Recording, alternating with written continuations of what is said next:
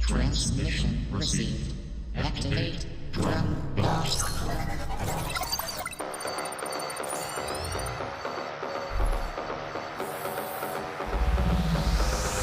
Ready, go.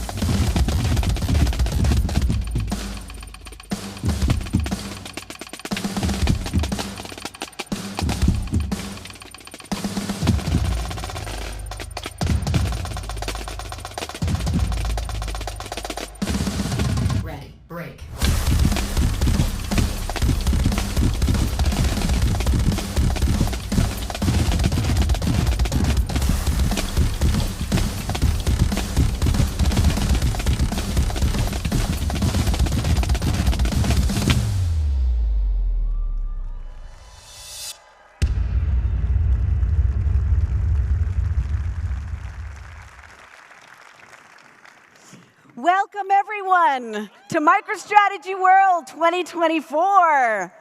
Woo! Let's hear it.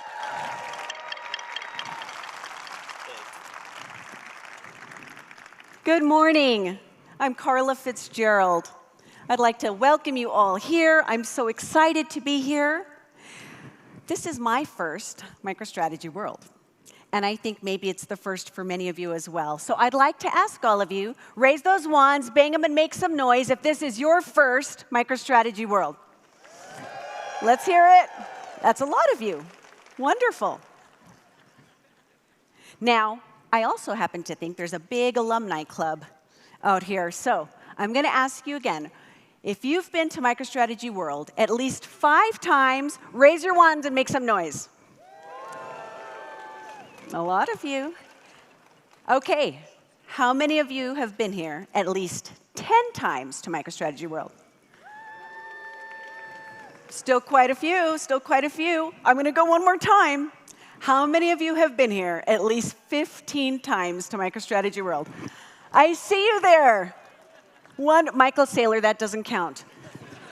Okay, I want to give a big round of applause to our veterans here. Thank you. Thank you for your loyalty. Thank you for being here. This is the 27th MicroStrategy World. And I know it's going to be the most memorable one yet. We have such an amazing lineup of speakers and content and activities for you this week. I'm so excited. And of course, it starts with this morning's keynote session. In just a few minutes, you're going to hear from our president and CEO, Phong Lee. He's going to talk about how important it is to shift our mindsets on how we think about delivering data to empower and activate the front lines of our organizations. And later, Saurabh Abhyankar, our Chief Product Officer, is going to share how we're empowering that shift by embedding generative AI throughout the MicroStrategy One platform. Now, Phong and Saurabh are going to be joined on stage by some amazing guest speakers. First, we're going to have our strategic partners, Microsoft and AWS. And then we're going to have a panel session with some extraordinary customers, Vuori Clothing, the US Department of State, and Bayer Pharmaceuticals. And they're going to share their data empowerment journeys with all of you as well. After the keynote, you're going to be immersed into an AI and BI experience. You're going to see demos of all of the latest enhancements in MicroStrategy One. You're going to hear from the experts at MicroStrategy, at our partners, and from many of you sitting in this audience today as you share your successes and the important lessons learned as you've been embedding your technology and solutions with the MicroStrategy One platform and empowering your organizations. We have more than 60 sessions over many of these topics that you see here today: cloud strategy, embedded experience, analytics toolbox. And you're going to be able to be hands-on with our new AI technology in several workshops and workstations all around the event.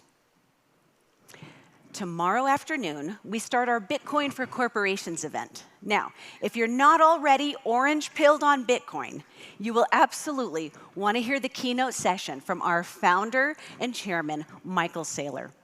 He's going to talk about the important role of Bitcoin as a modern store of value in today's digital age. In fact, we have so much great content at the Bitcoin conference and at World overall, you might not be able to decide what to go see. But don't worry, because we're recording all of our sessions, and they're going to be made available to you after the event this week. Many of you have said that networking is one of the most important parts of coming to MicroStrategy World, and we have a beautiful and comfortable collaboration center for you to enjoy this week. You'll be able to meet with microstrategists and our partners. You might want to catch up on email. You might want to talk to one of our consultants about a project you have coming up. Or you might just want to relax and enjoy a cup of coffee. And I recommend you get an extra cup of coffee this afternoon, because we have a high-energy, exciting party planned for you this evening at Zouk, which is the nightclub here at Resorts World, and it is the hottest nightclub on the Strip.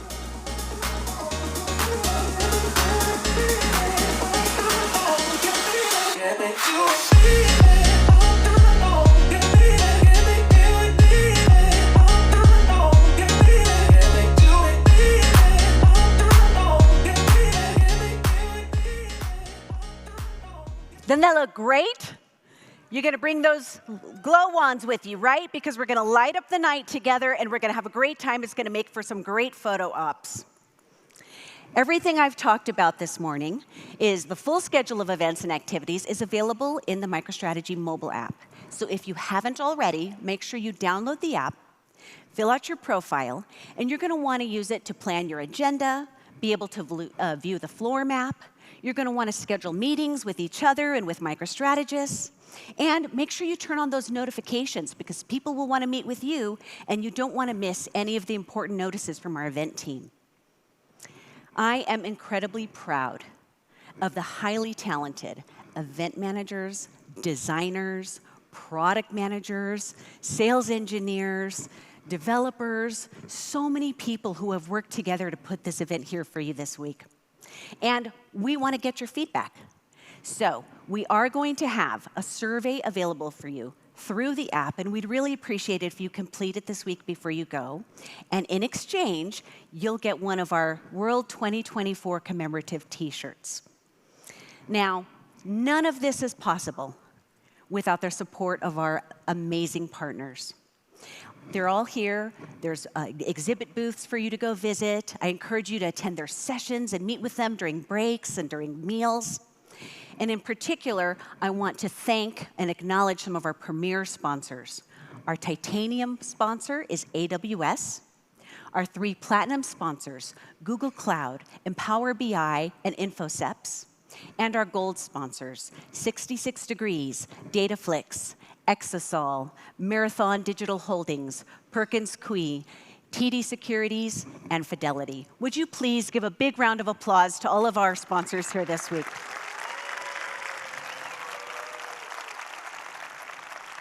And now, get ready to make some noise, because it is my great pleasure to introduce to you our President and CEO, Mr. Phong Le.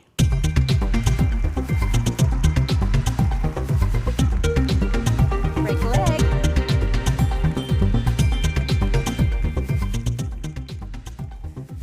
Good morning, everyone. How many folks, when's the last time before 10 a.m. you heard a live drum show and nightclub music at the same time? What a great way to start your day. Okay, I did this last year, and I promised my kids I'll do it again this year. Just everyone sort of wave your wands, and I'm going to do a little bit of a selfie here. Wow, that's awesome. The power to get you to all wave your wands. I love it. Thank you for being here today. To all of our customers, prospects, partners, analysts, shareholders, Bitcoin lovers, really appreciate you taking the time to be at MicroStrategy World in person. And those who are live streaming, thank you too. So let me get started and talk about letting the data lifeblood flow. You're wondering, what the heck does that mean? In 1998, our executive chairman and founder, Michael Saylor, said, information is like water. Hi, Mike. It's a utility that when everyone has access, we will level the playing field, bringing intelligence everywhere. It should flow and stream freely, friction-free, filling in the gaps of missing wisdom. More than 25 years later, we're still building on this vision. In many organizations, none of you, of course, but many organizations are still struggling with it. I like to think about things a little differently. To me, data is like blood. Blood delivers valuable nutrients, oxygen, amino acids, glucose to your body. And data delivers essential financial, operational, and customer wisdom to your organization.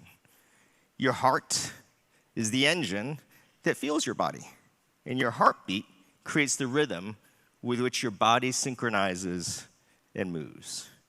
You in this room, data architects, analysts, developers, executives, you're the heart producing that heartbeat.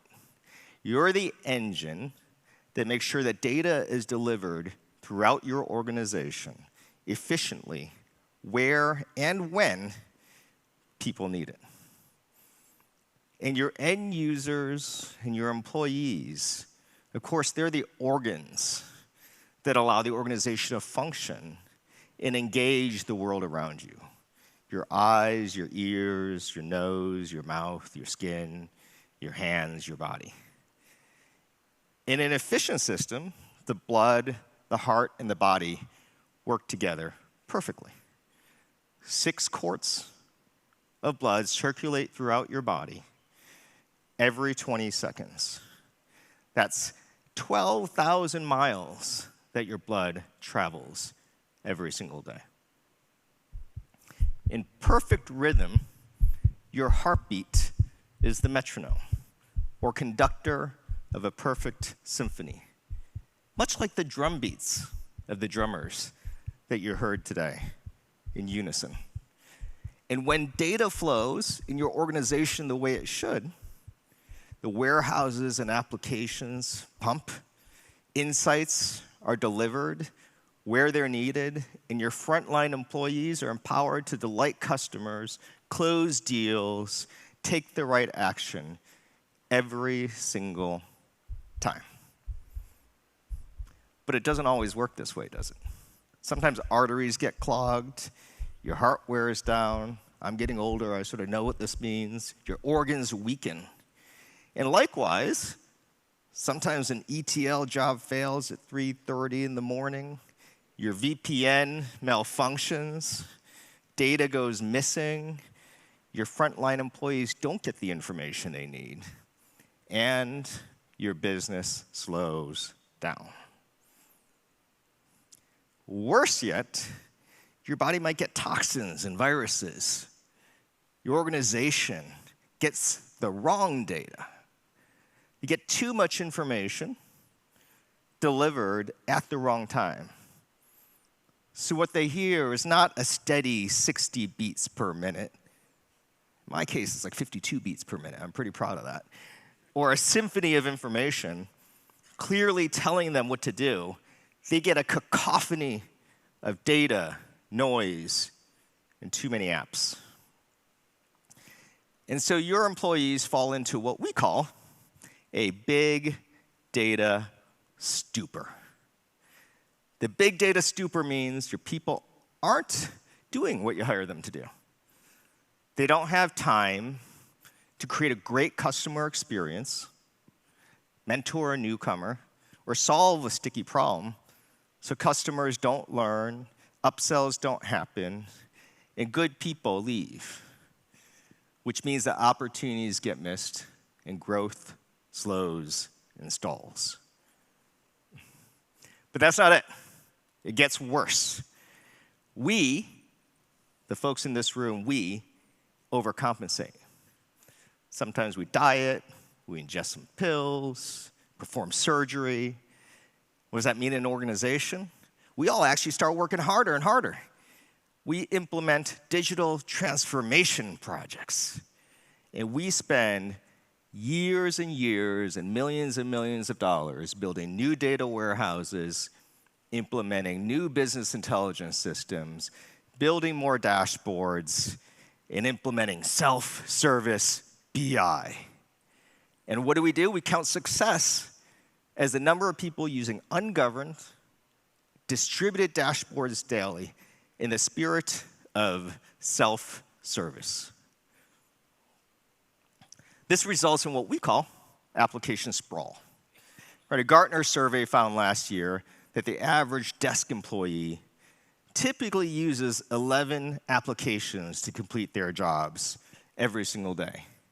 I know you're thinking to yourselves, I use a lot more than 11 applications to my job every day. This is what we're calling application sprawl. As a result, 47%, literally 1 in 2 workers say they struggle to find the information they need to do their jobs. So you take those 11 applications and you add in spreadsheets, you add in slides, dashboards, visualizations.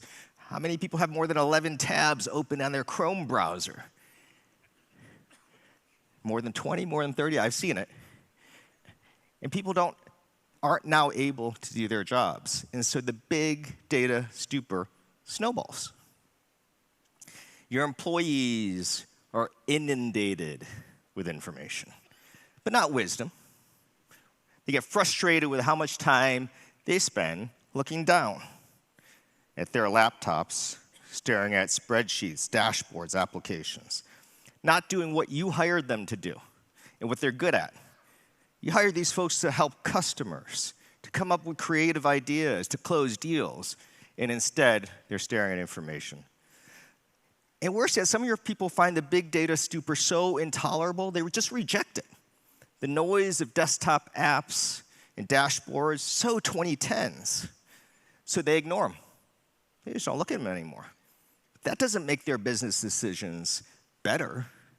Sure, they might get more time to act now. They're moving faster, but they're making mistakes because they're making decisions without the information and the wisdom they need to do what's right. If you're running a business, it's pretty hard to snap out of the big data stupor. You don't want your people to fly blind with less data, but you don't want to suck them into more unpredictable screen time either. So whatever you do, it's also important that the information your employees are seeing are trustworthy, credible, current, compliant. And so supporting your company's needs for governance is challenging enough. The flurry of screen cramming point solutions makes it even harder. But without it, you're threatening the health of your business, and just as bad, the well-being of your people. So what do you do? You know, of course we came with a solution. What do you do to stop the big data stupor? You focus on delivering value to your frontline employees faster and easier. This is what we're focused on with MicroStrategy One. Last year, we told you how we're integrating AI into our platform. And that's exactly what we've done with MicroStrategy One. Our platform uses AI to deliver just the right answers or guidance to your people at the moment they need it to take action. Your frontline workers get relevant, instant suggestions and predictions with an ability to also ask why. So now, instead of a multi-year digital transformation project to integrate information between dozens of applications, you can substitute a multi-month AI project with MicroStrategy to deliver value faster to your organization. So imagine data available to your employees, like streaming videos through Netflix and Hulu. Imagine it can learn about the operations of an individual store or the needs of an individual employee, so the information it pushes to each person is both relevant and personalized. Employees get to interact with the data in a human way, asking questions and getting guidance. This is intelligence everywhere, and it can be tailored to any industry, any type of job, any kind of device, be it tablet, mobile phone, or another emerging gadget.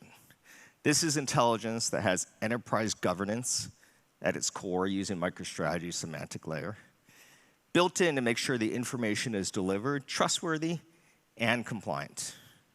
It offers useful guidance and lets users take action immediately in the way people expect today. And it continues to learn and improve, anticipate what frontline workers need to know, and can even take actions on their behalf automatically. It's pretty cool.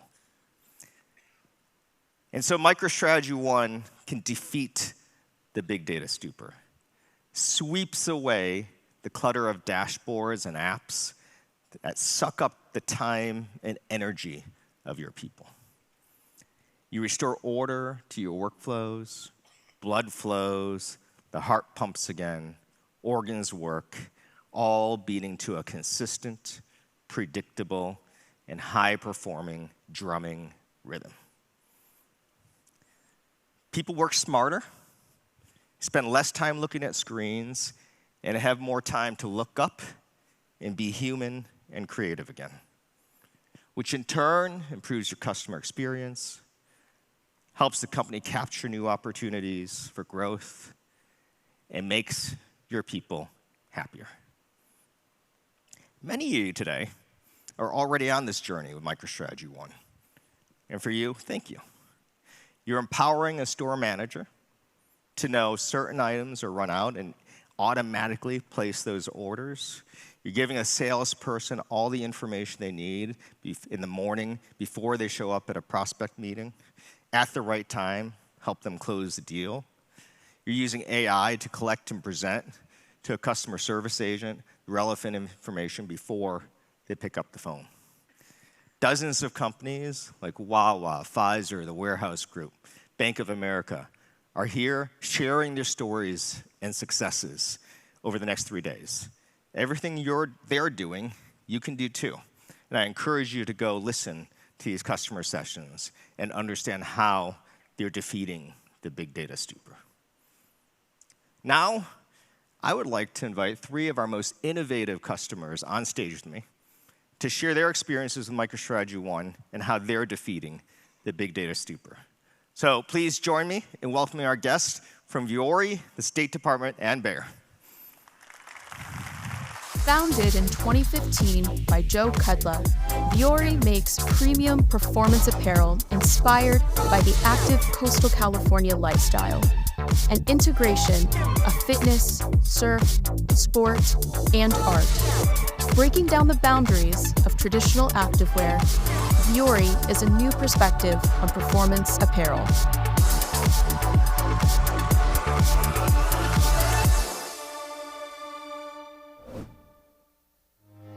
Through the power of science, we strive for a world where health is for all and hunger is for none. A world where we can win the fight against life-threatening diseases, where we can take control of our everyday health, and where feeding the planet looks after the planet, giving everyone a chance for a better life. This is a world we'd be proud to pass on. Bayer.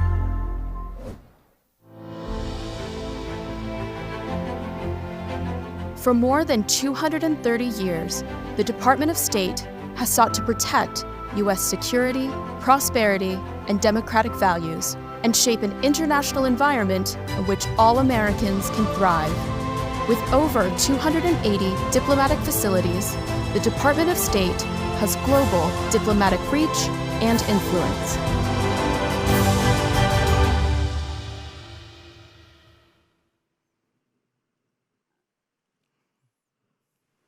Himanshu, Kim, Shri, thank you so much for your time. Really a pleasure to have you here, and say hi to everybody.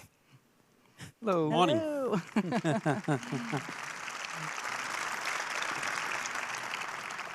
Why don't we start with some introductions? Himanshu, would love to hear what you do, who you work for, and tell me about some of the key initiatives that are happening right now for you. Sure. Good morning, everyone. How's everyone doing?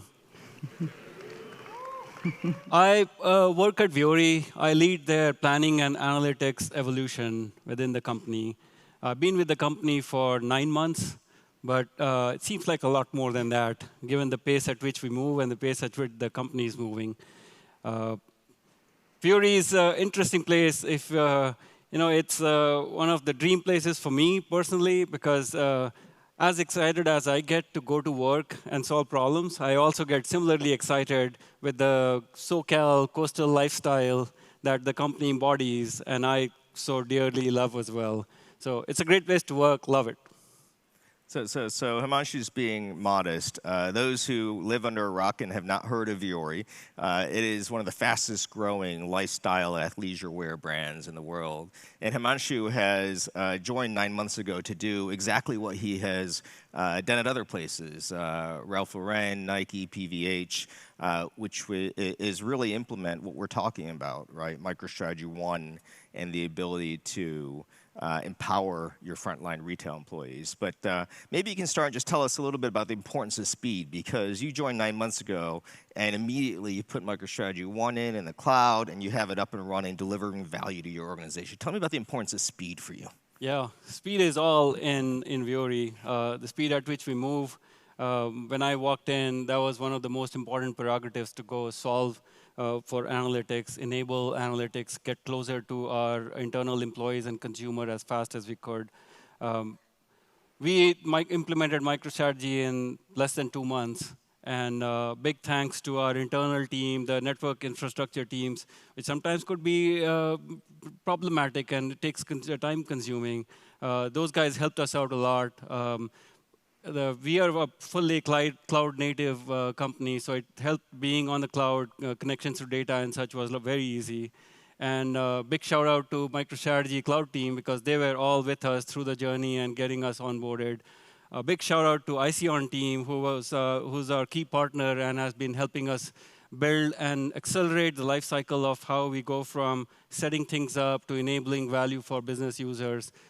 It's been a tremendous journey, but we are just at the beginning of it. Awesome. Kim, would you like to introduce yourself? Yes, thank you. Good morning, everybody. My name is Kim McConnell. I am a Foreign Service Officer with the U.S. Department of State. I have been with the Department of State for 19 years. It feels like 19 years.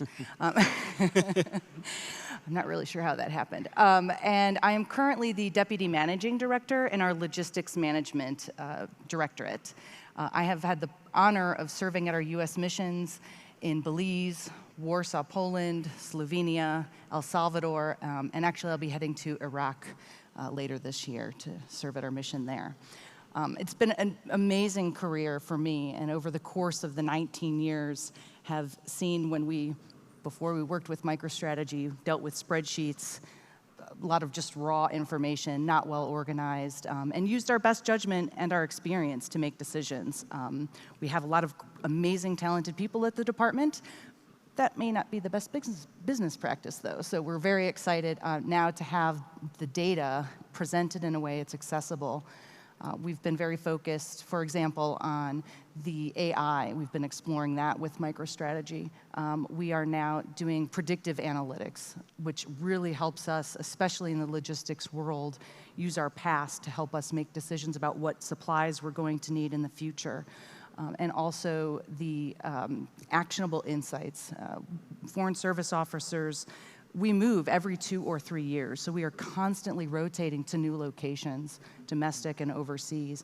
And so for us in the logistics operations, it is absolutely critical that we are able to arrive at a location and understand the environment in which we're working from an operations perspective. What do we need to do? Where are our weak points? Where are our strengths?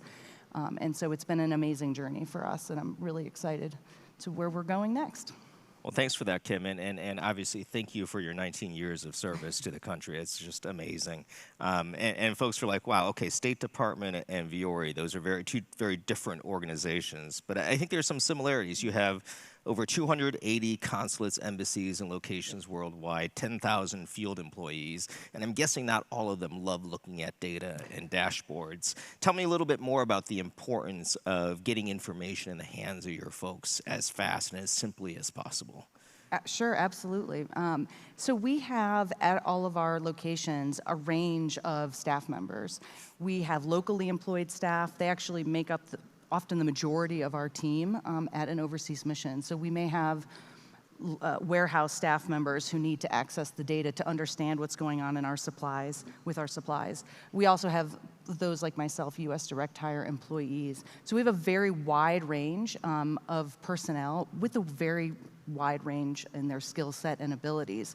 So it's really critical that we have the data very accessible, quick, easy to not only have, but understand and know what to do with it so that we can decide what we need, whether it's furniture for our residences overseas, vehicles, armored vehicles, shipping times in some of our more austere locations can take many months. So we have that planning that we really need to make sure that folks, they have that ability to do. And then on the domestic side, in my current position, we then want to scale up and aggregate all of that so that at a global level, we understand what our posts are up to, what they're ordering, do they have what they need to complete their missions and objectives, and potentially then do some strategic sourcing to maximize what we're getting for our money spent.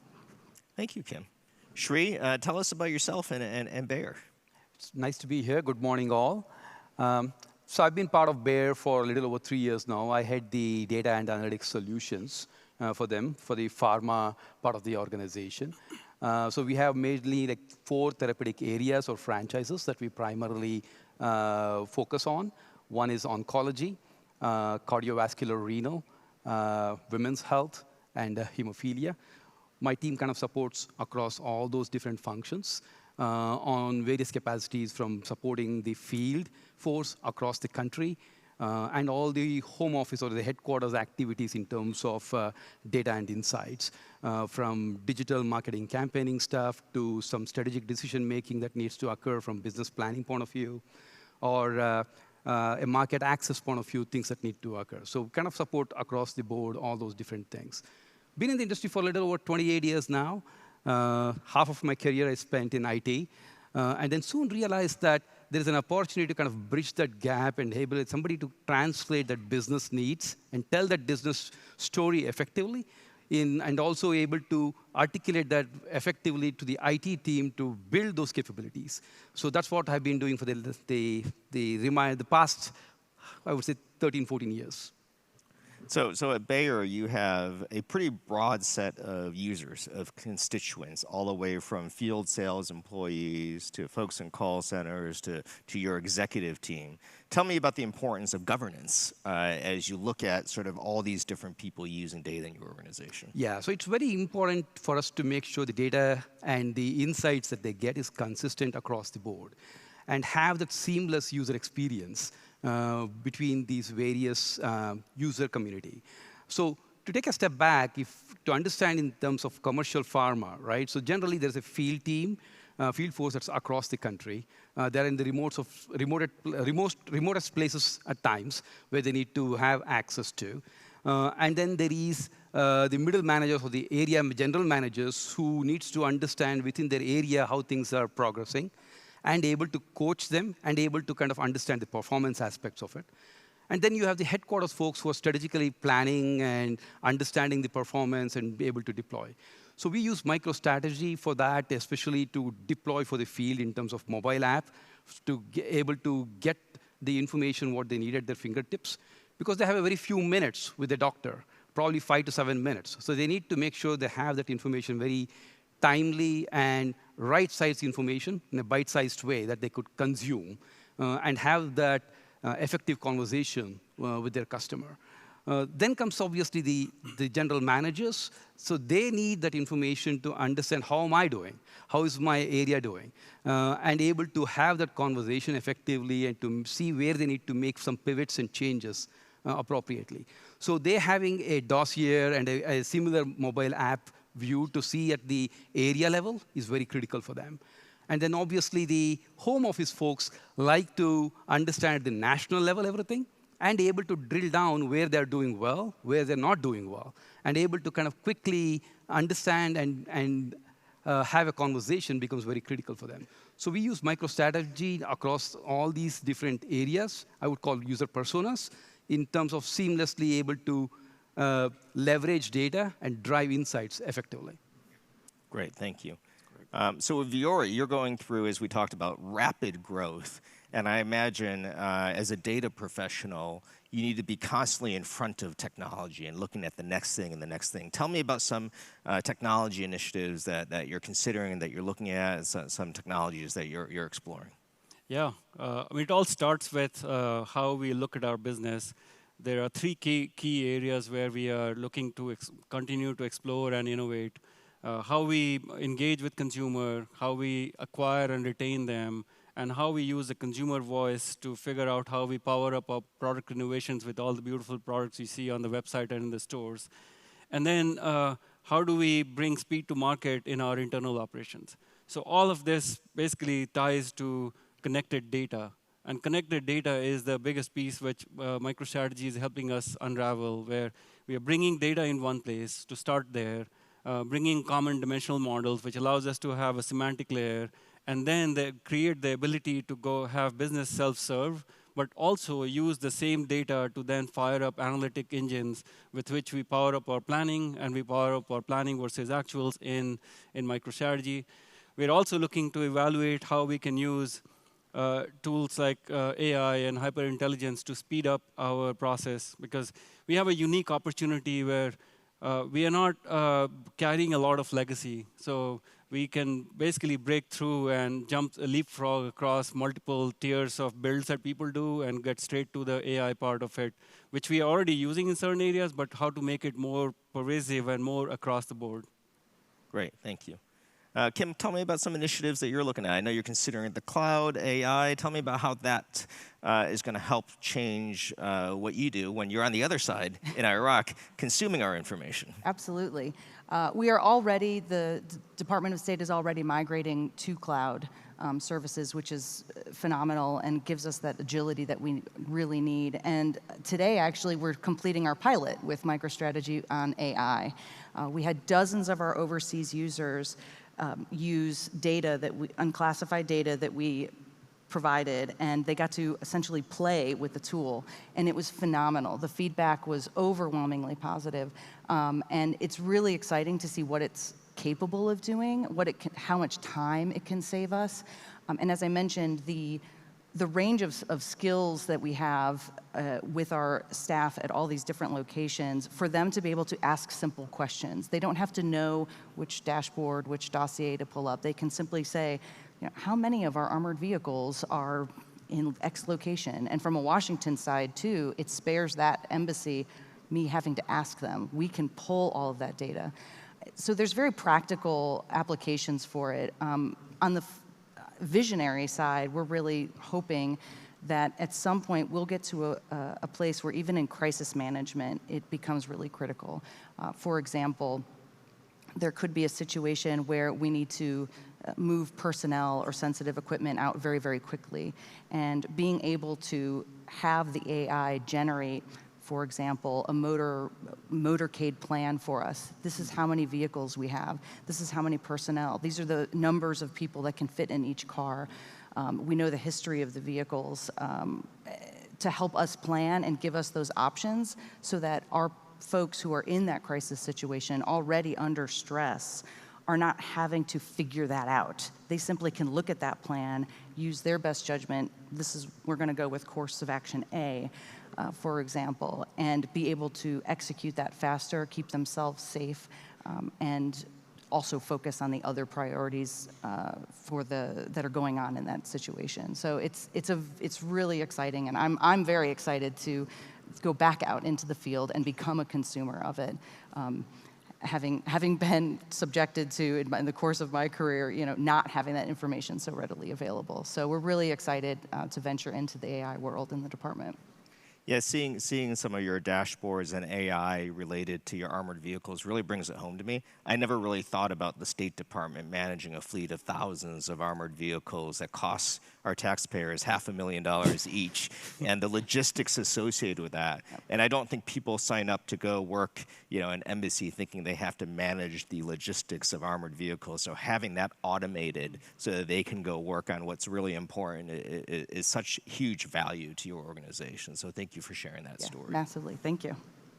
So Sri, tell us just generally, I think Bayer sort of has been using MicroStrategy for a while. Last year, you really redoubled your efforts. You looked at a lot of BI tools out there, and you chose MicroStrategy One. Thank you for doing that. Tell us why. Why MicroStrategy? Thank you. So as I was describing earlier, I think the seamless user experience was very critical for us. And one of the other important aspects that I strongly believe in is keeping it simple. Keeping it simple is the most difficult thing to do. And having that ability to kind of bite-size information that they need at the field for them to do their job effectively is very important. So, and the sales reps, especially, some of them who are in very remote places, they are in a garage or in a basement of a hospital, or some of the remote places, the connectivity is very low. Mm-hmm. So having that offline capability where earlier in the week, they can download the necessary insights or the information that they need about the customer, and not having to be connected on the internet throughout the week and able to do their job effectively is very, very important for us. So that was one of the major reasons to start off with. Adding to that, I think coming to the home office, we had hundreds of reports, as you were mentioning earlier, built by everyone, right? In terms of trying to drive insights or reports to help answer questions and things of nature. So the challenge for us was, how can I develop something more self-serve that can provide quick insights rather than having to develop reports and maintain and manage that regularly? So that business schematic layer that Himanshu was mentioning earlier was very important for us. And able to take that data, translate to that business layer, and able to give that to the analyst's hand, to them able to drive that insights rather than creating hundreds of these reports, which becomes challenging in terms of maintenance, and also if the number is in this report is right versus that report is right. I'm sure everyone had that challenge in the past. We don't have to worry about that. So it becomes very consistent and easier to use. So those are some of the key areas and the reasoning why we kind of went with MicroStrategy. Well, thank you for your stories, for sharing. with the group, and thank you for being amazing MicroStrategy customers. Please join me in thanking Himanshu, Kim, and Shri. Thank you. Thank you.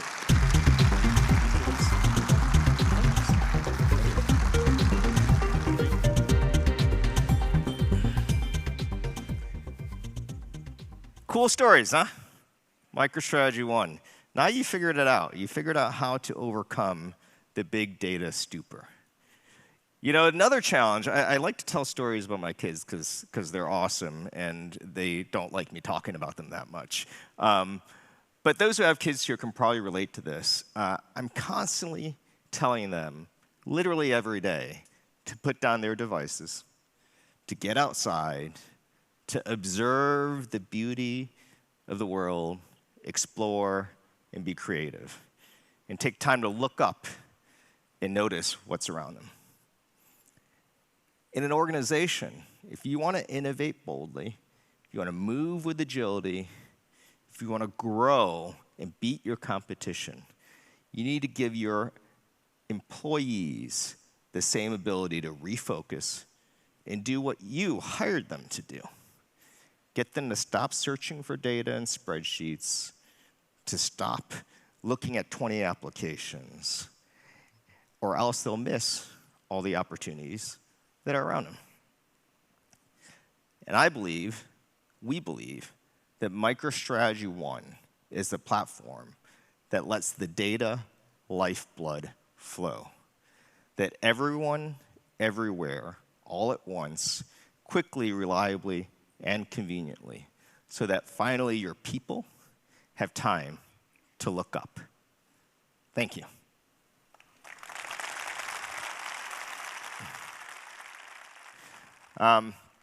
So you've heard me talk about letting the data lifeblood flow and how MicroStrategy 1 can defeat the big data stupor. But you're probably starting to visualize a little bit, with our customer stories, what that means from a technology perspective. But the next segment of MicroStrategy World is getting deeper into what exactly does the tech do, what exactly does the product do, and how it'll enable you and your organizations to overcome the big data stupor. So with that, I'm very excited to reintroduce for some of you, our Chief Product Officer, Saurabh Abhyankar.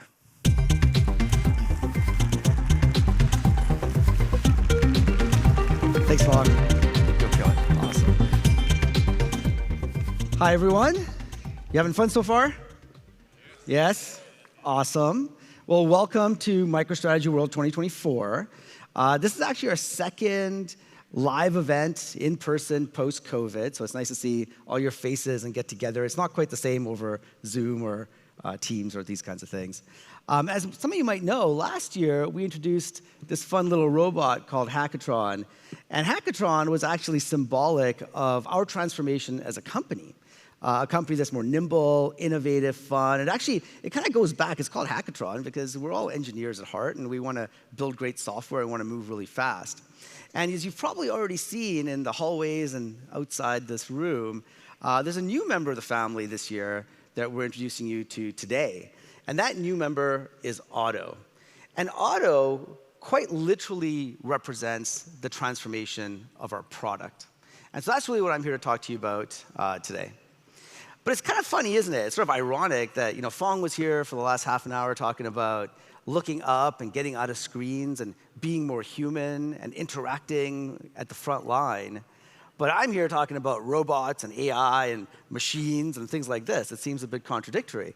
But actually, it's not that contradictory. If you think about who we are as humans, we are tool builders.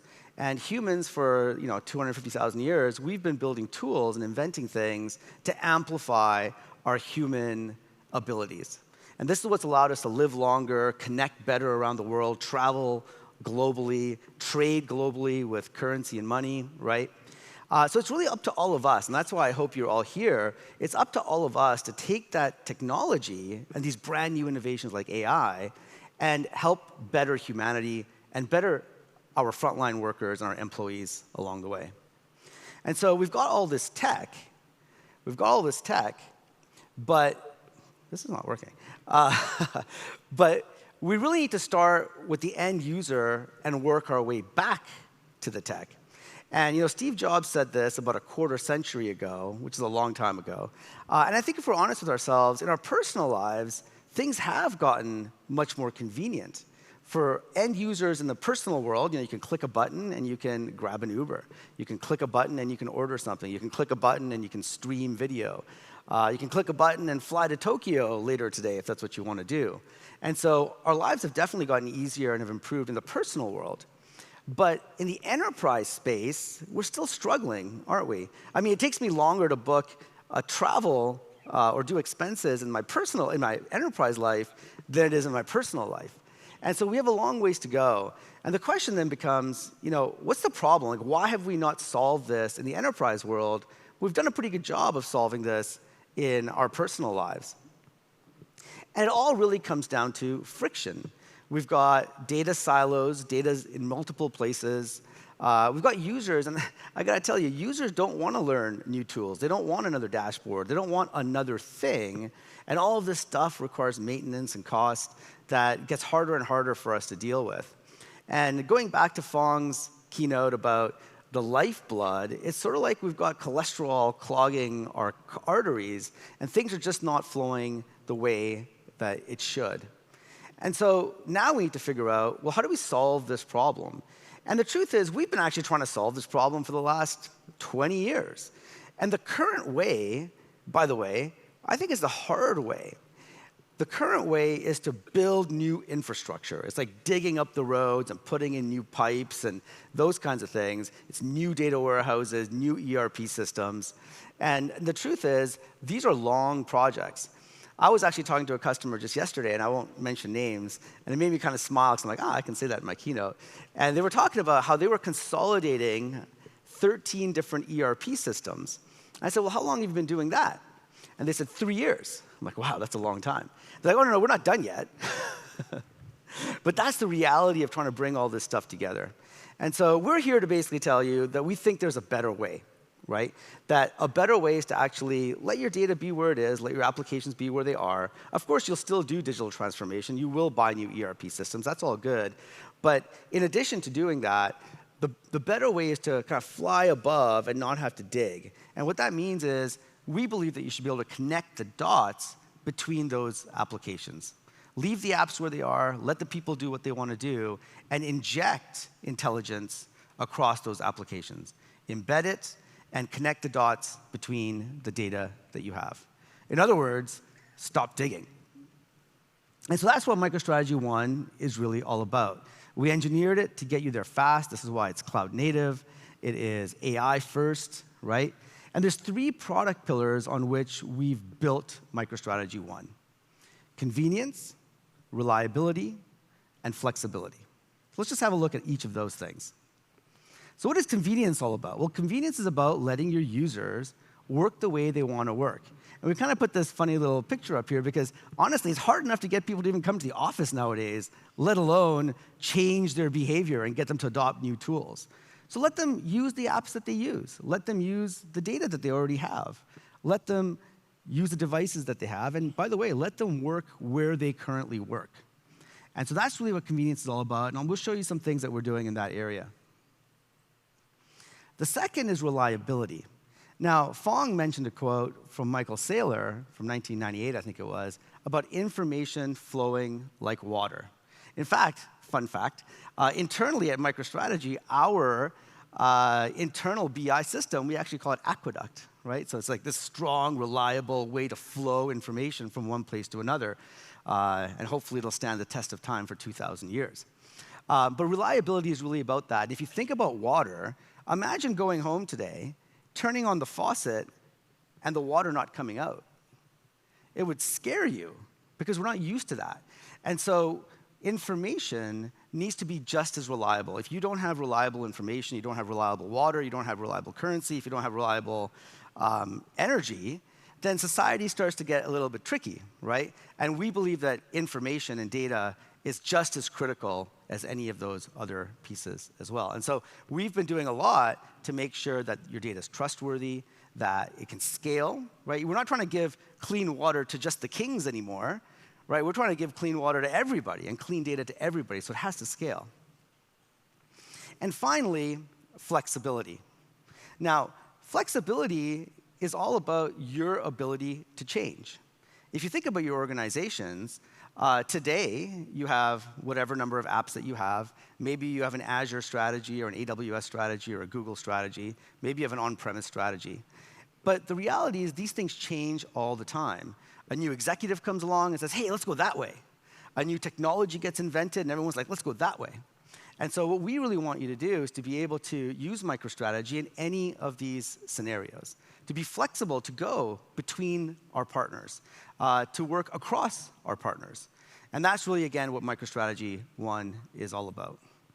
Now, over the past year, we've taken what was the potential of Gen AI, and I use that word precisely because a year ago, Gen AI was really just potential. And we took the potential of Gen AI, brought it into MicroStrategy 1, and we turned it into reality. And then we wanted to personify that. And so today, I'm proud to introduce Otto. Otto makes BI human for the first time ever. We're able to use generative AI to give Otto linguistic skills so it can understand you. And not just understand you in English and in French and in Spanish, understand you in pretty much any language. And it knows who you are because the MicroStrategy side of things knows who you are as a user, knows what data you have access to, knows what context you're in, right? And so Otto becomes that good buddy, right? That little friend that's with you all the time, and it's always there by your side. And you all will have a chance to get a physical version of Otto, and then you'll have a chance to build a digital version of Otto. And we designed it physically to be the sidekick of Hackathon. But really, we envision it as being your sidekick to help you, build dashboards faster, get answers to questions faster, enable your frontline workers better. And so that's really what Otto is all about. It infuses AI across every experience in MicroStrategy 1. So now let's have a look at some of the things that we've built and where we're going next.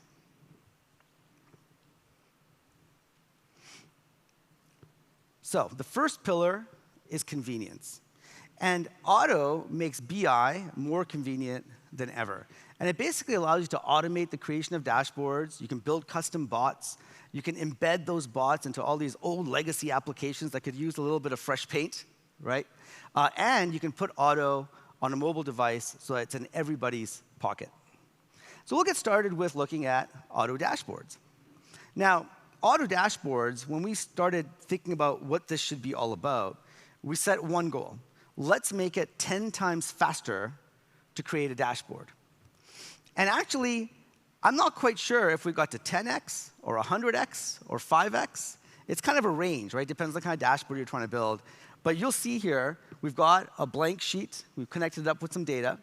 And we've got Otto. Otto's that little assistant on the side there. And let me just play this demo. Basically, Otto does a couple of things for you. The first is it recommends the kinds of things and the kinds of analyses you can do based on the data that's available. And so it gives you suggestions. So maybe you're a novice and you really don't even know what this data has in it. Well, Otto's got that cognitive skill, right? So it can understand the data and understand what's possible. And then you can go ahead and ask for something. And then it'll just create it in seconds.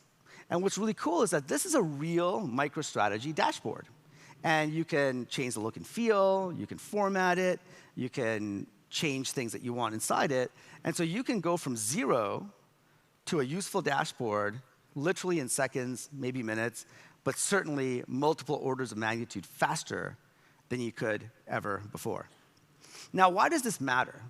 It matters because the analysts in your organizations today that build dashboards are some of the most precious resources in your company. Actually, we've got one. Her name's Jessica. And it's like everybody needs Jessica's time to get things done because she's the expert. And I suspect you all have a Jessica in your organization. And these are very, very precious resources. So the question is, how do we help free them up, give them more time?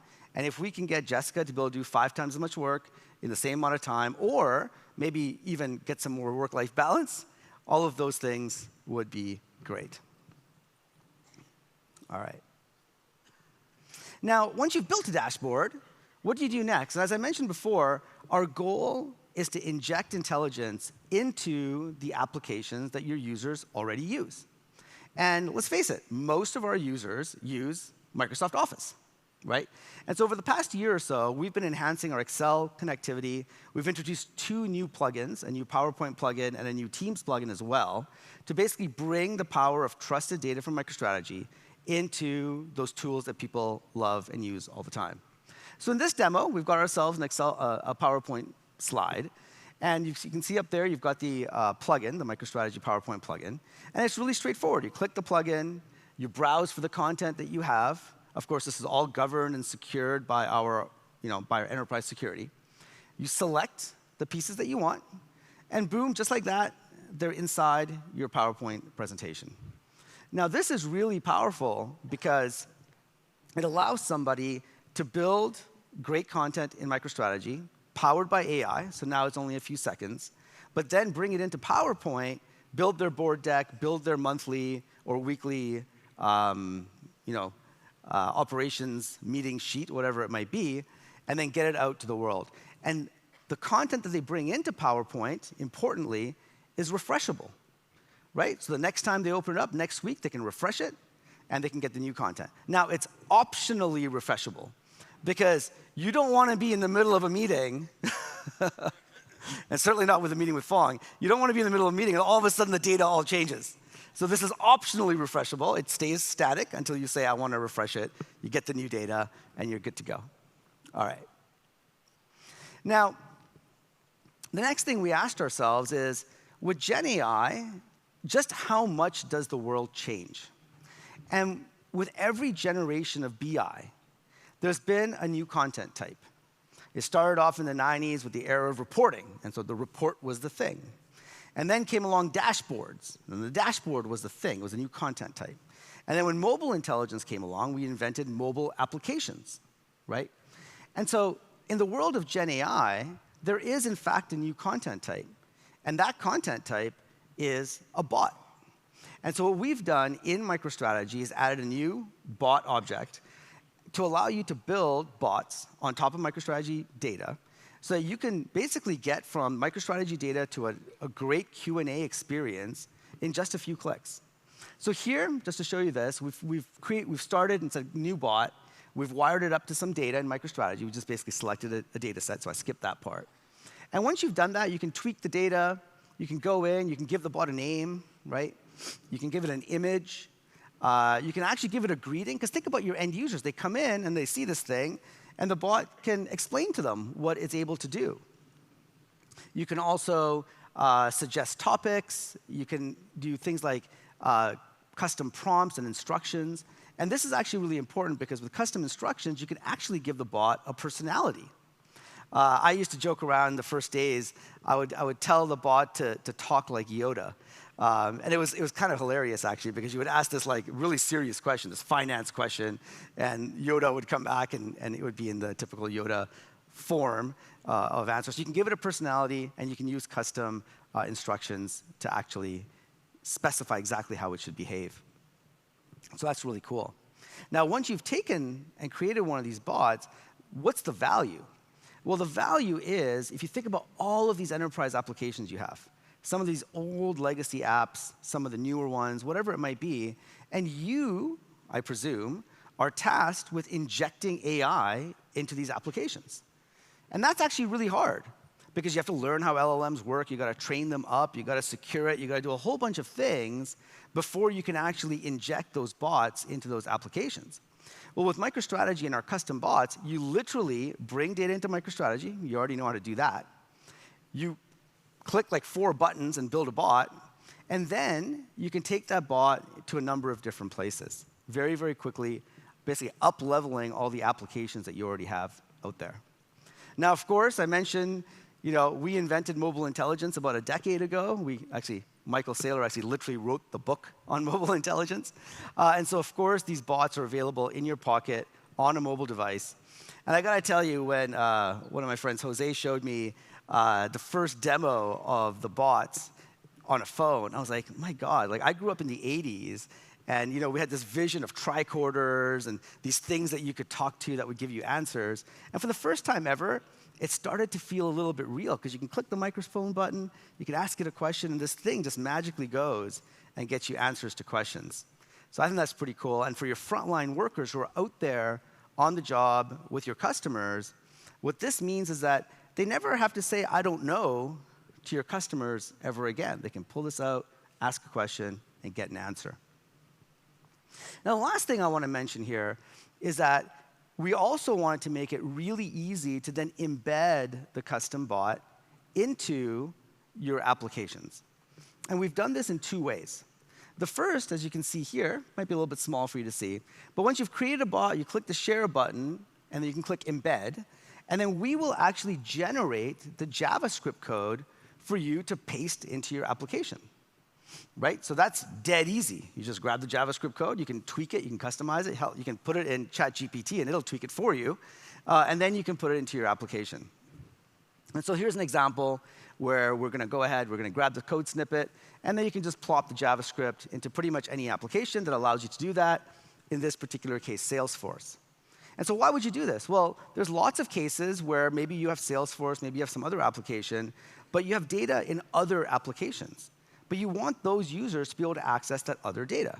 Well, you can build a bot on that data coming from different applications, and then you can embed it into the apps that they actually go to all the time, instead of forcing them to have to switch between applications.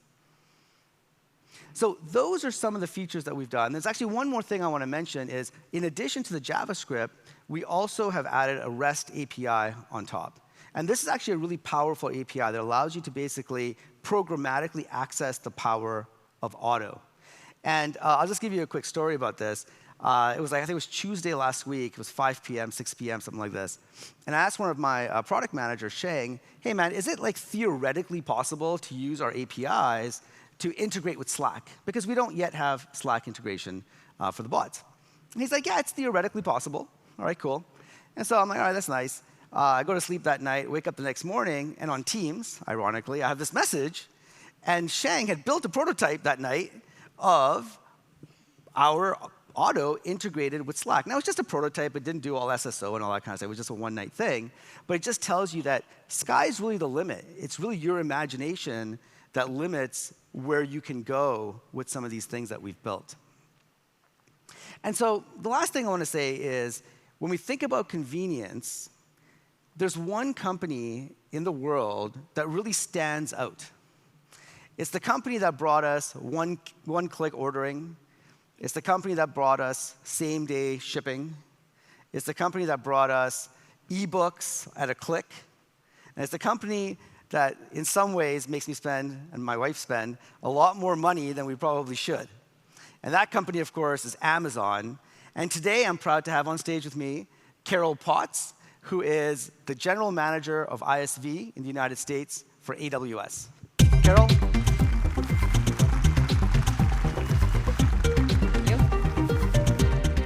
Thank you, Saurabh, and good morning, everyone. It is great to see you. I am very happy to be here with all of you today. At AWS, I lead the business working with software companies like MicroStrategy, and we work together to jointly build solutions for our customers. This year at AWS, I will be celebrating 10 years with the company, and that is just like our partnership with MicroStrategy. We're very, very proud of our decade-long relationship that we have and the incredible growth and innovation that we've done together for our customers.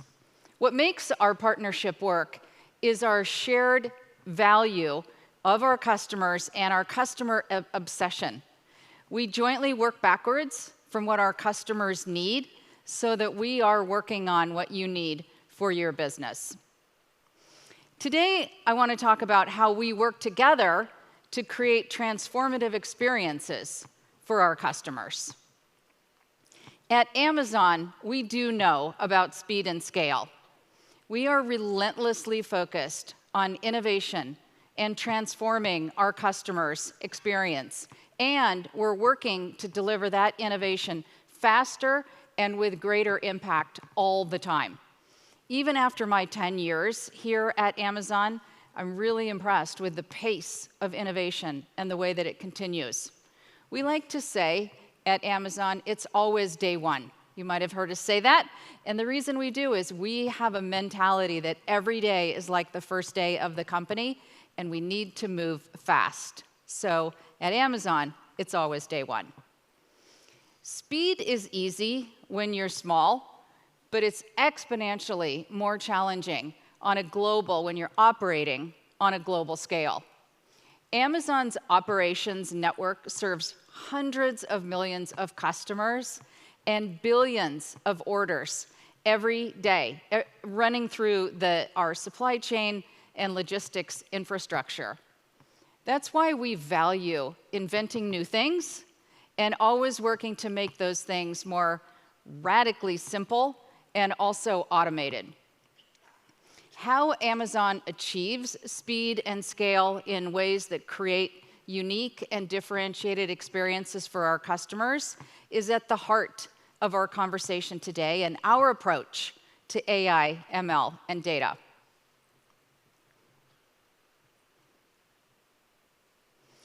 We've seen this at AWS with our customers. Every customer wants the Gen AI conversation. We've talked about that a lot throughout the morning. It's a boardroom conversation. I'm sure you're all feeling that urgency. Every industry as well has the capability and capacity for monumental transformation through generative AI. And MicroStrategy and AWS together are able to help accelerate that transformation. But it's important to remember that, as you see in this visual, that the applications are really just the tip of the iceberg.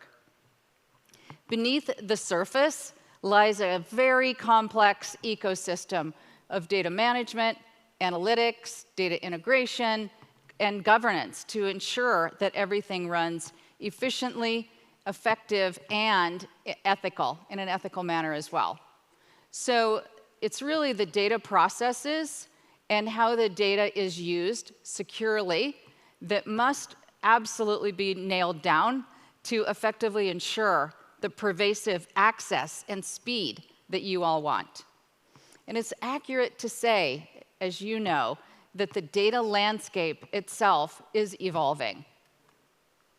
And one thing is for certain, in addition to the evolving landscape, that business environments are complex. They're constantly changing. You have new use cases coming online because of generative AI applications. You have existing workloads that are scaling.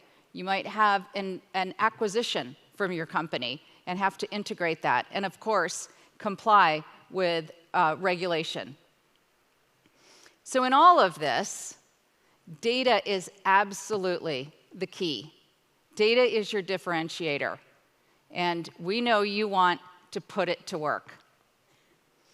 MicroStrategy and AWS, as I mentioned, have partnered for 10 years and counting to deliver the data foundation that is comprehensive, integrated, and governed.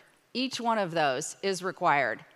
Since you need a comprehensive set of services to meet your needs now and in the future, it's really our job to help you imagine what's possible, take the impossible and make it possible. Together, MicroStrategy and AWS provide solutions that integrate your data so you can easily access it, regardless of where the data lives or where your people are. Let me provide an example of how we jointly brought this to life. Make it real for you. If you've been to the United Kingdom and you went to a grocery store, chances are it was a Sainsbury's. Sainsbury's is the second largest grocery retailer in the UK. They have been around for 150 years. For a legacy company that's been around that long, they are rooted in community and values of their company and their customers. And they also know, in addition to that, they know how important it is to evolve and to embrace technology. Sainsbury's recognized that delivering unified information across its business could have a transformative effect for their employees and also for their customers. There were the challenge, there were dozens of disparate systems and hundreds of siloed analytics solutions. Hundreds, and they were all siloed. They had a problem of accuracy and consistency. So the goal was to democratize the data for employees so that they could provide a single source of truth, and the team could leverage that data no matter where they sat. They would be able to also then make faster business decisions. So the focus was on simplicity and speed. What we were told by Sainsbury, I love this quote, this is what they said. They wanted us to help them make access as ubiquitous as breathing oxygen. That is something none of us ever think about, breathing oxygen. So you could see that was a bold request. And I'm super proud to say that MicroStrategy and AWS enabled that solution to help them do that. The simplified, powerful solution stack that leverages the MicroStrategy cloud, supported by the underlying AWS infrastructure and tools built into the solution, is what was provided to Sainsbury's. The solution offered by MicroStrategy ensures that information is able to be leveraged by each employee, regardless of their role or their location, and they get the right data for making the business decisions that they need, and that informs their decisions. Today, as a result, more than 12,000 Sainsbury's employees leverage 30 custom analytics applications to drive everyday decision-making on the store floor, and that goes across corporate functions to the C-suite. And it's powered by one platform of MicroStrategy Cloud and AWS. This is what we call better together, of MicroStrategy and AWS being better together for our customers. And this was about transforming analytics into a business advantage. MicroStrategy made that possible for Sainsbury's, and it's what makes them one of our top accelerators and one of our top software companies that we like to work with. When MicroStrategy and AWS join forces, we make the impossible possible. And together, with the depth of MicroStrategy's data and analytics expertise, we are jointly transforming businesses. If you want to unlock innovation and move faster, we are here to help you together. At AWS, we're excited to continue our partnership with MicroStrategy and also together to help you on your data journey. Thank you very much, and enjoy the rest of the day and the show.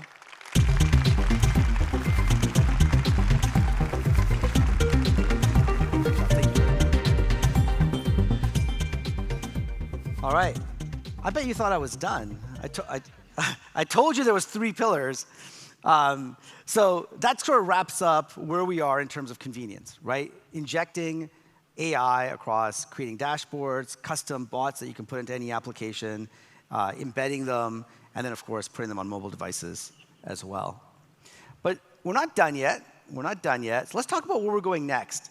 And usually, for those of you that have been to MicroStrategy World before, usually when we say next, we're talking like at some unknown time in the future. But today, actually, these pieces here, we're talking about the next couple of months. And so these are things that we're very, very close to shipping. And as I mentioned before, convenience is all about bringing analytics and intelligence out to all those people where they live. We talk about them living in office and bringing it out to them there, bringing it out to their pockets. There's a couple of other areas that they live as well, though. They live in browsers, right? Many enterprise applications and even personal applications are web-based. And so how do we bring it to all of those apps if we don't control those apps? And then, if they're not in a browser, usually they're collaborating more and more now in tools like Teams and Slack. And so how do we bring it out there as well? You know, we invented a product called HyperIntelligence a few years ago. And it was meant to solve this problem, right? How do we actually inject intelligence into web applications if we don't control them? And so what we did is we invented this extension for Chrome and for Edge. And HyperIntelligence watches the things that your users are doing and then injects intelligent things like information about their products, their employees, maybe other things, depending on what you designed it for, in context right into the apps that they're already in. So they don't have to actually jump between things, and they don't have to go to a dashboard and all that sort of stuff. Well, today we're proud to announce that we're bringing auto to HyperIntelligence. And what that effectively does is it brings AI, your AI that you can build on your data, to pretty much any web application out there in the world very, very quickly and easily. And so here we've got mocked up a pretend sales application, because we didn't really want to pick a specific one. But this is a sales application. And you can see HyperIntelligence has already underlined some of the things, like products and whatnot, that it found interesting. And so if I just play this, you'll see that the user can just hover over, and boom, they get instant insights. But there's something new. At the bottom there is a little text box where you can ask questions. And that's exactly what the user can do. So once you've built a bot, you can associate it with a HyperIntelligence card. And now you're injecting not just the card, but also AI right into the workflow for the users. So this is really a way for you to unlock and unleash, it sounds kind of terrible in some ways, unleash AI out into the world, out for your users in ways that you could never imagine before with just a few little clicks and very, very easily. So that's AI in a browser, auto in a browser via HyperIntelligence. Now, when people aren't in a browser, more and more, they're living in teams. I mean, I spend probably, it's kind of funny, my kids, every once in a while, they see me working at home, and they're like, I don't know if I want to do your job, man. It sounds like you just sit there all day and talk. And it's kind of true, right? We're sitting there in teams, I'm chatting away, and I'm talking away. And that's really, I mean, I live in Teams and Zoom and these kinds of applications pretty much my entire workday. And so how do we inject intelligence into that? Now, I want to take a moment here and pause, because if you just look at this as, oh, cool, autos in Teams, it's like, OK, that's kind of an interesting thing. Sounds valuable. But you really need to think about where this goes and what this represents. Because these bots, what are these bots?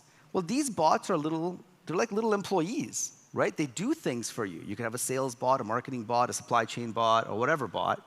You can build these things. Now, by bringing them into Teams, you can add them as teammates, right? So if you have a sales channel or a finance channel, you can add the finance bot. You can add the sales bot. You can add the marketing bot. And all of a sudden, these become almost part of your employee base. And you can ask them questions. And imagine where they go next. Imagine they can just watch and see what's going on in the channel and answer questions on your behalf. So you're sleeping at night. Someone says, hey, does anybody know anything about Sainsbury's and what's going on there as a customer? Boom, the bot can just jump in and answer the question. How cool would that be? So this is the future we envision, and that future isn't so far away. And the demo is dead easy, right? So here we are, we're in Teams. As you'll see here as this plays. Let's look again. All right. Here, you're in a team, you're talking to some people, and someone's got a question. And now you can just go, hey, Otto, can you answer this question for me? And Otto will jump in. It'll use that same underlying semantic graph, that same trusted data, and answer the question. You can do forecasts, and as Otto learns and as Otto gets smarter, it'll be able to do more and more things. This is really just the beginning. And so we plan to ship this just a couple of months from now. Now, there's one thing where I'd like this to go, and we're not quite sure how to solve it from an engineering perspective, but we've got Microsoft in the audience, we've got our engineering team. So what I would love is right now, you'd have to, well, when we ship this, you'd have to say, hey, at Otto or at SalesBot, and then ask a question, and it will answer the question. Where we really want this to go is imagine you just add it to your team, and as people talk, they ask questions, and then just like it works today where a human being jumps in and answers the question, because like, hey, I know how to answer that. We'd love it if the bot could do that as well. Okay? That's where we'd like to go. There's some engineering challenges because we don't want to send everything to the LLM and have all this like traffic. But if we can figure out a way to solve that problem, I think these bots can really evolve to being little mini employees that work on our behalf. And some of the things that I'm not even talking about today that we've shipped recently around actions, for example, we can now actually have Python actions in our metadata. And so you can imagine these bots not just being able to answer questions, but take action for you, approve a service request or whatever. So the future, like you can kind of see where this is starting to go over time. So I wanted to pause here for a bit because it sounds like just like a basic integration, but the opportunity is actually much bigger than that. So that is everything that we're doing to make business intelligence and AI convenient for you and for your frontline workers. The second major pillar is reliability. And as you all know, we have a long history of data management and governance, and we always got up here and talked about enterprise scale and all these things. And it's kind of funny, right? Because over the past 5 years, nobody cared about that stuff, right? People only cared about visualizations that got completely distracted. And we weren't very happy about that. But the reality is now everyone's kind of coming back to basics because they're realizing if AI can do the visualizations and all that stuff, well, we better get the data to be in good shape, right? And so the importance of a semantic graph all of a sudden becomes 10x more important, maybe 100x more important than ever before. If you have auto to answer questions, it really comes down to that underlying data model and the cleanliness of that data. So we've been doing this for a long time, but with Gen AI, we were able to really take things to a whole new level. And you've seen auto so far, auto creating dashboards, auto embedded, auto in a hypercard. So you just saw the front of auto, the face of auto. But what's going on in the mind of auto? And if you think about the human brain does lots of different things, but there's 3 kind of big things that are important for a human to function. One is it has to have analytic skills, right? This is the calculation, the math center of your brain. It's usually on this side, by the way. The second is the linguistic center, the reasoning center, something that can understand language and so forth. And the third piece is your memory, so you can learn over time. And we challenged our engineering team. We said, hey, can you replicate that? Can you mimic that in software? And Cesare, who's sitting right there, he's like, I can do that. And they did. And kudos to the engineering team. And what we basically did is we took our semantic graph and our computation. That's the analytic part of auto, right? It's the left brain of auto. And then we took and we partnered, Mel helped us partner with Microsoft, and we got OpenAI and the LLM. Now, the LLM is the linguistic part of auto. It understands language. It can reason. It can behave like an analyst. We can say, hey, LLM, I want to do this kind of analysis. How would I do that? And it can explain how to do that. And then just recently, we added a vector database and some other things. We call that the knowledge store, and we gave auto a memory.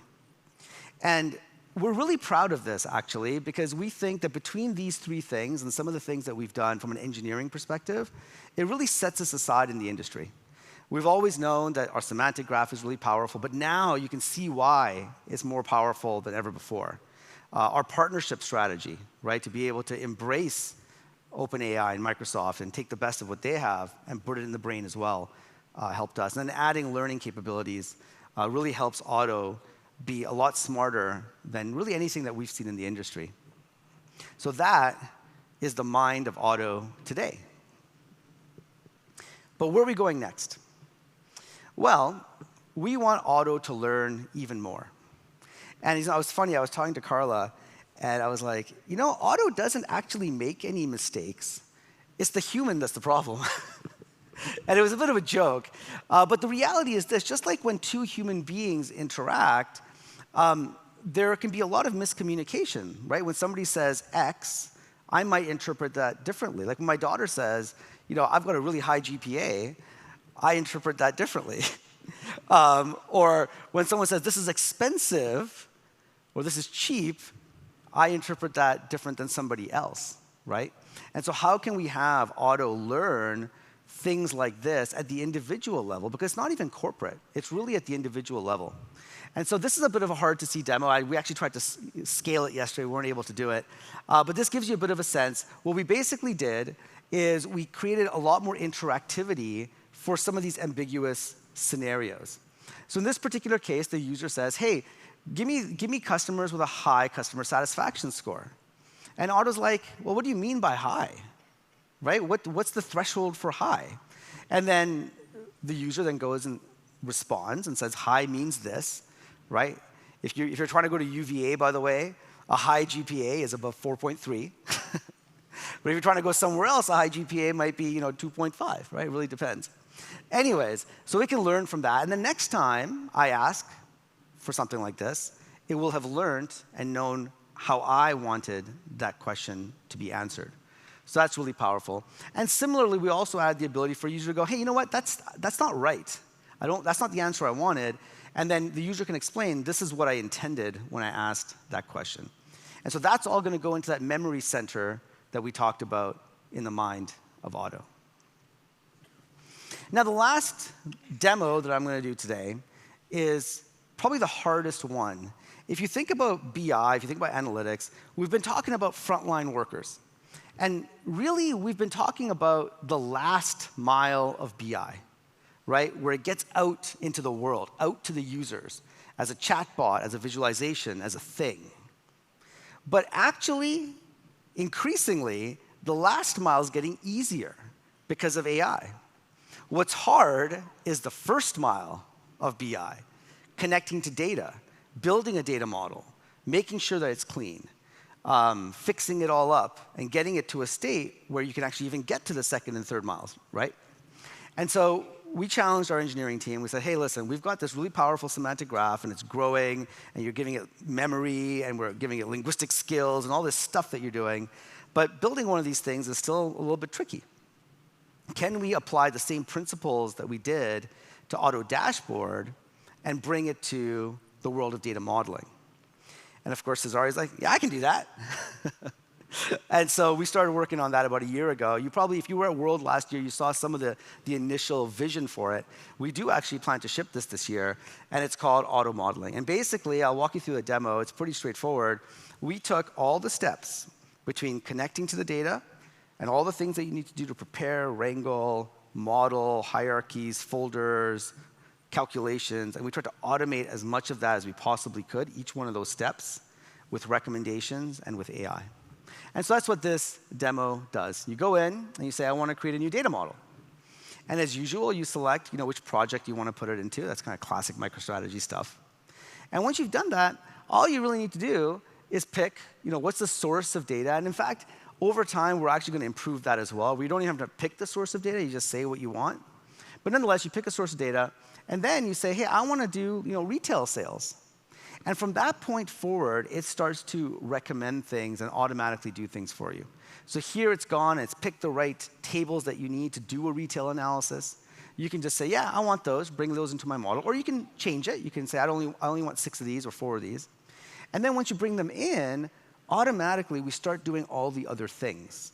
We start recommending joins. We start recommending object, attribute, and metric creation. We start recommending data prep and data cleansing. We recommend things like names of things and folders.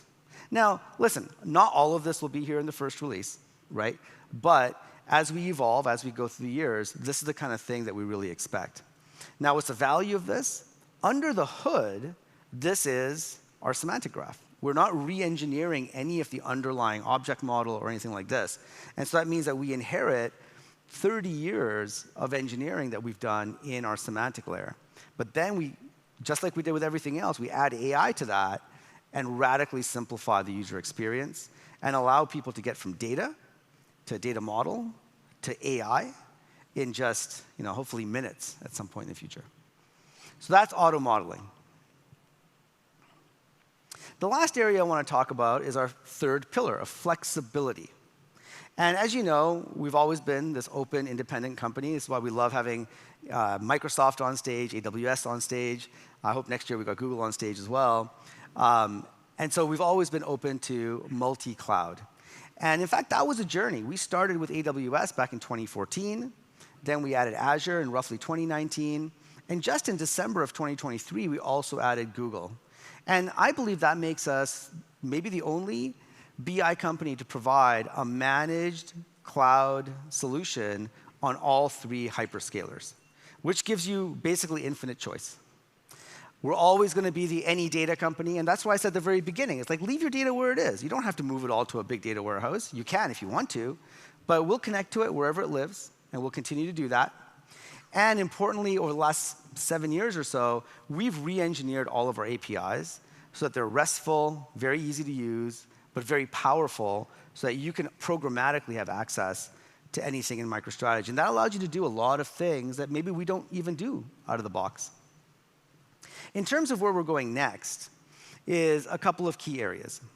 The first is multi-LLM. I do think this makes us quite unique because, again, we've got these great partnerships with Microsoft, Google, and AWS. We started with Azure OpenAI, right? They were first to market, and they're really great at what they do. But over time, we absolutely intend to also embrace what AWS is doing with Bedrock and with Anthropic Claude, and then over on the Google side with Gemini as well. So you'll see us evolve in that direction. And again, that gives you full flexibility in terms of being able to use the LLM that makes sense for you and for your business. And the final thing is any cloud. Now you're saying, what on earth is the difference between multi-cloud and any cloud? Is that the same thing? It's not. Multi-cloud is the fact that we support multiple hyperscaler clouds, right? Google, Azure, and AWS. Any cloud is the next step. We've taken and containerized our architecture, and we're going to make that architecture available to our customers to deploy on the Kubernetes deployment of their choice. And what that means is you will be able to run MicroStrategy 1, including AI, in your own private cloud environment. And we plan to get there by the end of this year.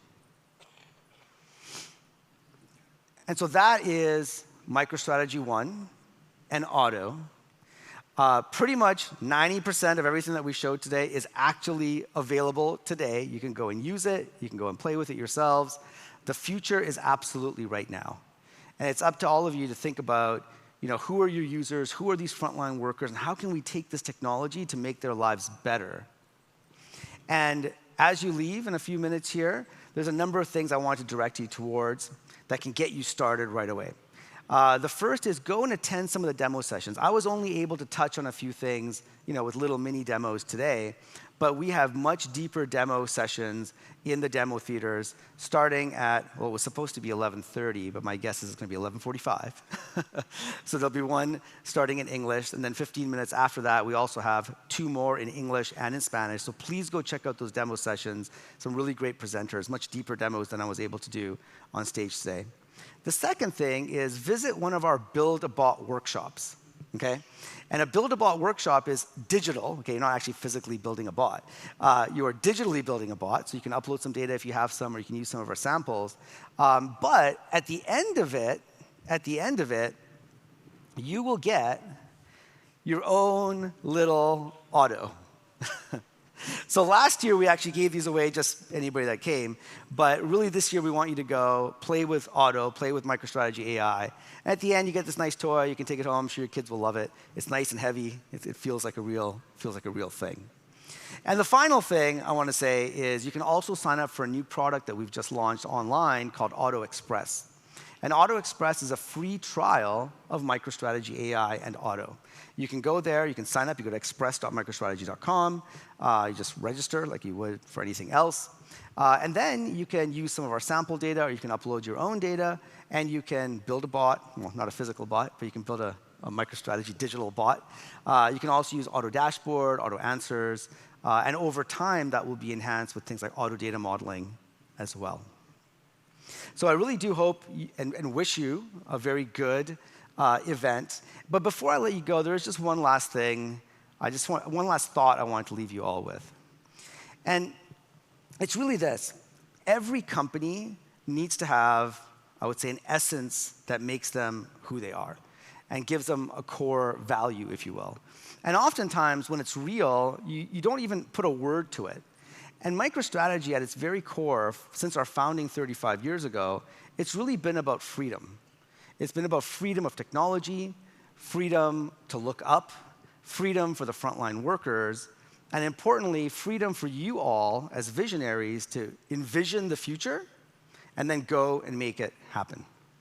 So thank you all very much, and I wish you a very good World 2024.